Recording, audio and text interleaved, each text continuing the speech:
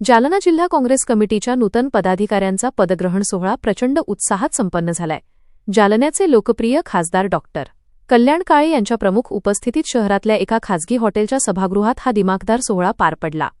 यावेळी नवनियुक्त जिल्हाध्यक्ष कल्याण दळे आणि नवनियुक्त महानगराध्यक्ष डॉक्टर विशाल धानुरे यांनी अधिकृतपणे काँग्रेसची धुरा आपल्या खांद्यावर घेतली आहे।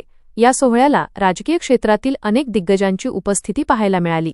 व्यासपीठावर काँग्रेसचे मावळते जिल्हाध्यक्ष राजाभाऊ देशमुख, माजी आमदार राजेश राठोड, पक्षप्रभारी अशोक पाटील निलंगेकर आणि ज्येष्ठ नेते राजेंद्र राख यांच्यासह अनेक मान्यवर उपस्थित होते। कार्यक्रमाची सुरुवात ज्येष्ठ नेते राजेंद्र राख यांच्या प्रास्ताविकाने झाली, तर अध्यक्षीय समारोप मावळते जिल्हाध्यक्ष राजाभाऊ देशमुख यांनी केला।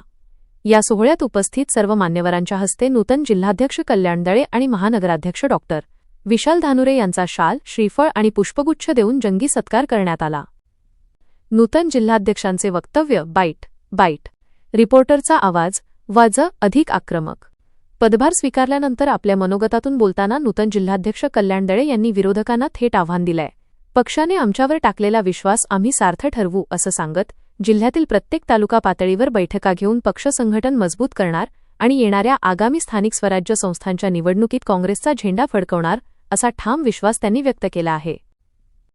क्लोजिंग बाईट हाय समारोप। रिपोर्टरचा आवाज समारोपाच्या सुरात। या सोहळ्याला जिल्ह्यातील काँग्रेसचे पदाधिकारी, विविध आघाड्यांचे प्रमुख आणि कार्यकर्त्यांची मोठी गर्दी झाली होती। कार्यकर्त्यांच्या प्रचंड उत्साहानं संपूर्ण सभागृह खचाखच भरलं होतं। उपस्थितांनी नूतन पदाधिकाऱ्यांना पुढील वाटचालीस भरभरून शुभेच्छा दिल्या आहेत। एकूणच या नूतन पदाधिकाऱ्यांच्या निवडीमुळे जालन्यात काँग्रेसला एक नवी ऊर्जा मिळाल्याचं चित्र आता पाहायला मिळतंय।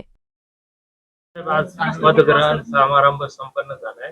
आज आपल्यावर दोघांवर जबाबदारी दिली, काय सांगाल? जिल्ह्याच्या वतीनं मी माझा जो सत्कार या ठिकाणी केला आणि मला जो पदाधिकार या ठिकाणी दिलाय त्याबद्दल सगळंच पक्ष नेतृत्वांचे आणि कार्यकर्त्यांचे या ठिकाणी पहिल्यांदा आभार मानेल आणि ही संधी मला या ठिकाणी दिलेली आहे। परंतु आगामी काळामध्ये पक्ष संघटन वाढवण्यासाठी जिल्हा परिषदच्या होणाऱ्या निवडणुका आहेत, काही नगरपंचायतच्या निवडणुका आपल्या जिल्ह्यामध्ये त्या ठिकाणी आहे। निश्चितच या पक्षाला गतवैभव प्राप्त करण्यासाठी अहोरात्र प्रयत्न करण्याची माझी आणि धानोर साहेबांची या ठिकाणी गरज आहे। आम्ही ते परिपूर्ण त्या ठिकाणी करू आणि एक जबरदस्त संघटन, एक चांगल्या विचाराचं संघटन निर्माण करण्याचं आमचं या ठिकाणी ध्येय असेल। मागच्या काय कार्यामध्ये गटतट भांडणं या सगळ्या गोष्टीवर आपण कशा पद्धतीने आता येणाऱ्या वाटचाली करणार? आता यामध्ये एकही गट नाही, तट नाही, कुठलाच काही आमच्या पक्षामध्ये त्या ठिकाणी राहिलेला नाही। पूर्वी असेल नसेल तो भाग त्या ठिकाणी वेगळा, पण आता एक दिलाने एका विचारानं जिल्ह्यातला कार्यकर्ता या ठिकाणी सज्ज झालेला आहे आणि तो एक संघ त्या ठिकाणी कसा राहील याची भूमिका आम्ही त्या ठिकाणी करणार आहोत।